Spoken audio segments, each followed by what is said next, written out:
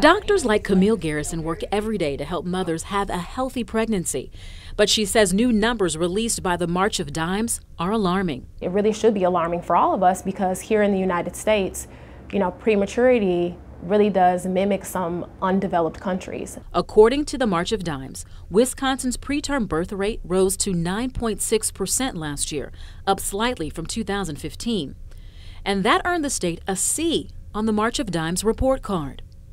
While 2016 numbers aren't available for Milwaukee County, in 2015, the rate was 10.6%, the highest in the state. Dr. Garrison says while smoking, substance abuse, and mood disorders can all increase a woman's risk of delivering prematurely, she says an even greater factor is a woman's race and her zip code. The inner city is most affected by prematurity and infant mortality.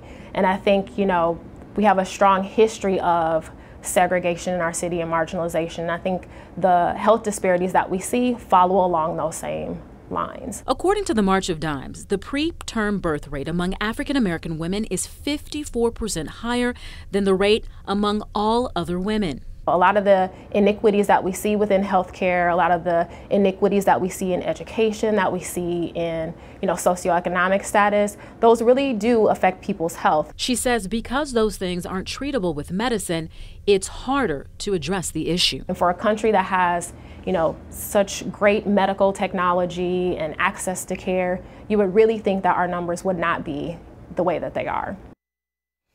And that's a look at where we are, as well as some of the causes. But what happens after a premature child is born? Matt and Katie Wessels have firsthand experience, and they are so kind to join us here on Forward to share their story.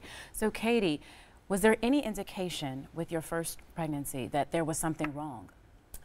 Yes, around 10 weeks, I discovered that I had a subchorionic hematoma, which is a fancy term for a blood clot in my uterus. And so the doctors put me at a higher risk and put me on a bed rest regimen. And then at 17 weeks, they discovered that my water had broke. And my son at the time was still in and still growing. And you had passed the first trimester, so you thought you were in the clear. Exactly. So he was eventually born at 26 weeks. And because the water broke and he didn't have the amniotic fluid, he wasn't able to develop his lungs. So he passed away 5 hours after he was born.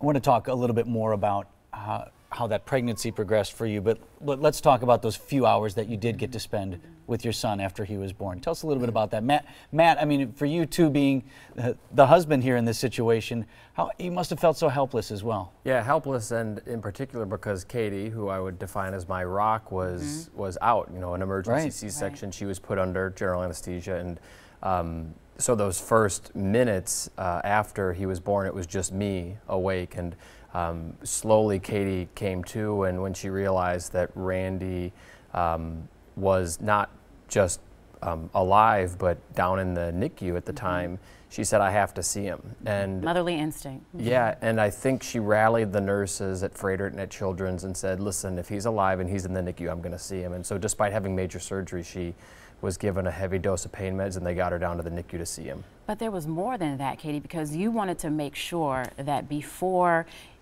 Randy passed, that he was covered. Tell me a little bit about what you did in the process of telling him, look, I need to see my baby. You need to give me whatever it takes for me to get down to the NICU, but I also need to make sure. After he was born and after I came to, I knew that he wasn't going to live very long. And so it was very important to me that my family was able to meet him, that we were able to be there with him, and that in the few hours that he was able to live, that it was the best hours of his life. So there was a song that I sang to him when I was pregnant with him, that I sang to him the entire time we were in the NICU. I stroked his face. I told him how proud I was of him for making it farther than any doctor said he was going to. My family got to hold him, and we had him baptized as well, which was really important to us. So those hours were the fastest hours of my life, but I will never forget that time that I had with him. We talked about in the piece some of the risk factors that expectant mothers can control, environmental factors, things about their own health. In your case, this was not something that you were able to do anything about. What have you learned about your pregnancies? Because you have two now beautiful, healthy children, and you've made it through. What are things that maybe perhaps in your pregnancy you wish you had known that you know now? I think the biggest thing was I became more aware of my body, and when something felt wrong, I knew that I needed to go in, even if it was something small. In the most recent birth with my son, I developed preeclampsia, and it started as just a headache. And if I wouldn't have had those experiences before, I don't know if I would have called my I'm doctor. fine, right? I'm good, I'll get through. I would have said, oh, you have a 2-year-old, you're tired.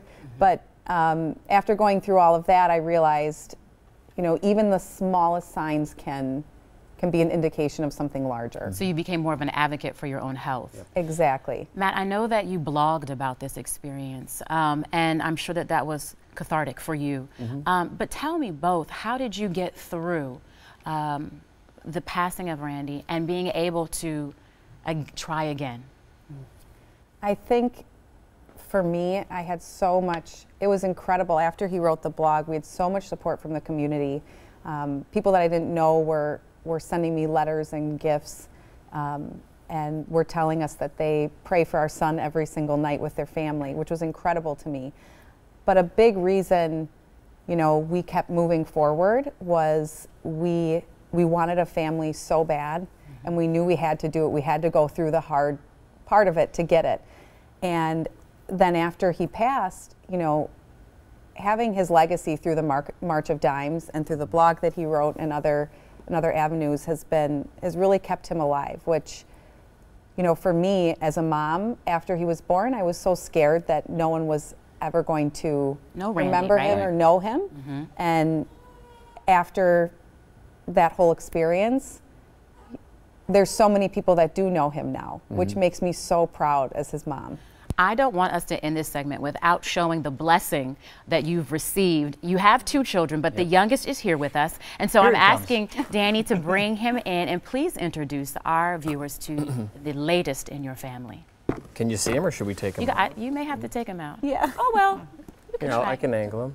Look at you. There we go. He's a little bit in a milk coma right now, Mom tells me. Which is good. This is Callan Matthew Wessel. So he was born on September 11th at 35 weeks. So again, definition terms, he was a premature birth, but a better outcome, and you know, he did great. Didn't even need to spend time in the NICU. So 4.5 pounds at birth, but now he's close to 8, and he's the more you know, subtle, quiet one of the 2. We didn't bring our 2-year-old because she would have been all over the place. Right now. The show thanks you for that. Congratulations on Cal and your family. Thanks for sharing your story with us today. Thank you for having us. Yes. Appreciate it. Well, up